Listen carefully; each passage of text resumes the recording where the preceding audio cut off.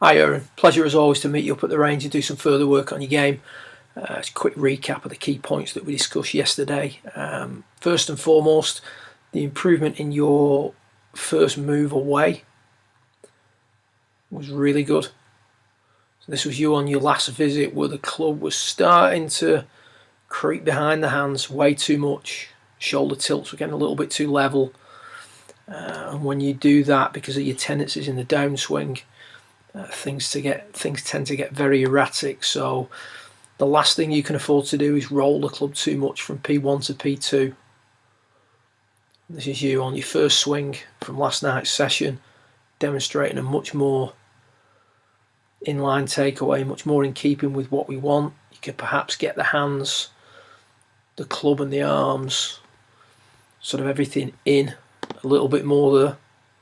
So just get this left arm in a little bit more. Subsequently the hands will be in a little bit more and the club would be in a little bit more. But overall, big improvements in the way you're taking the club back from P1 to P2. We're already seeing there's a slight difference in the condition of the leading edge, which is where that big miss to the right comes in. So if you combine the move that you're making on the left with the move that we discussed last night, then you're going to get that big miss to the right, and that's the last thing we want to do. We want to try and tighten that shot pattern up as much as we can going into 2016. So if we take a little look at what was happening yesterday evening, there was a slight twisting of the shaft as we took the club back. Just going to get some footage of the drills that we used. So the swing here on the right, we're very good at presenting the club face slightly open to the arc. Now, when you were hitting the balls that were peeling off to the right, the ball would start too far right and then it would curve further right.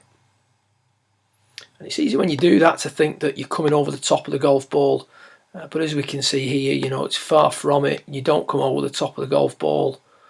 From the top of the backswing, which I'd like to see more in that position, a little bit shorter as discussed. We don't come over the top of it. The arms are angled inwards at P5. The club gets nicely onto the right forearm at 5.5. In line with the hands at 6. And attacks the ball with a swing direction you can see there, which is pretty neutral. You tend to get a little bit of a toe end strike, which with an iron will open the face of the golf club up, which doesn't help. But you're certainly not coming across and over the top of that golf ball as you maybe considered to be the problem at the start. The big issue we have is that the club face is always too open. And one of the things we see during your swing is we see a twisting of the shaft and a flexing of that left wrist. So we start to put quite a lot of what I'd class as cupping into the left wrist. Midway back, just blow that up for you.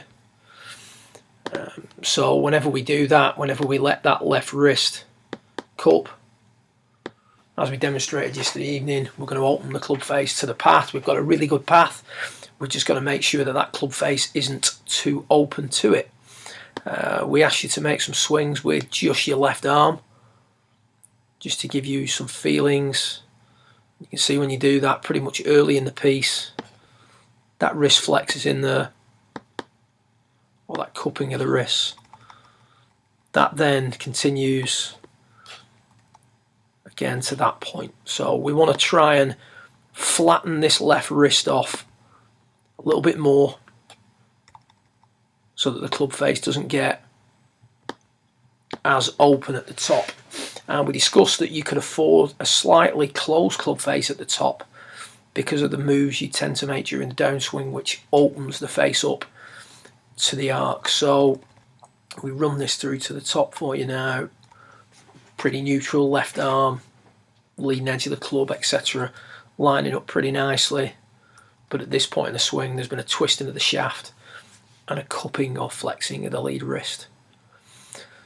So we then asked you to make some different moves. And the feeling here is that after setting up and taking the right hand off. Now this is just to highlight the feels that you want. What I'm asking you to do here is feel like the palm of your left hand flexes towards your left shoulder. Now as you make that move, you can see that you're creating a very bold left wrist.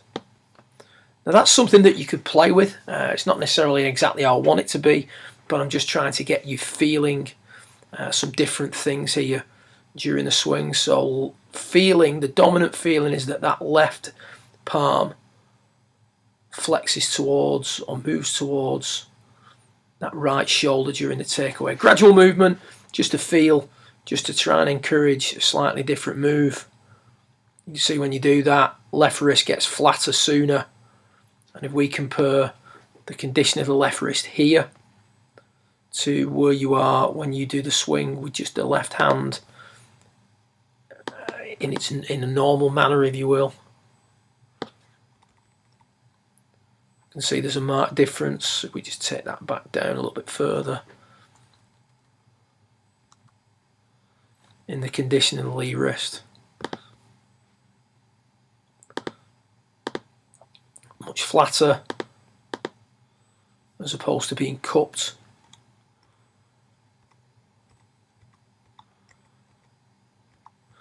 Player on the right is opening the face to the path.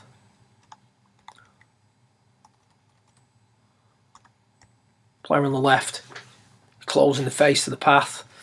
The thing that was quite noticeable when you try to do this drill was your inability to support the club with just your left hand, which is showing a slight imbalance. We're right-handed people, we do a lot of things with right hand only.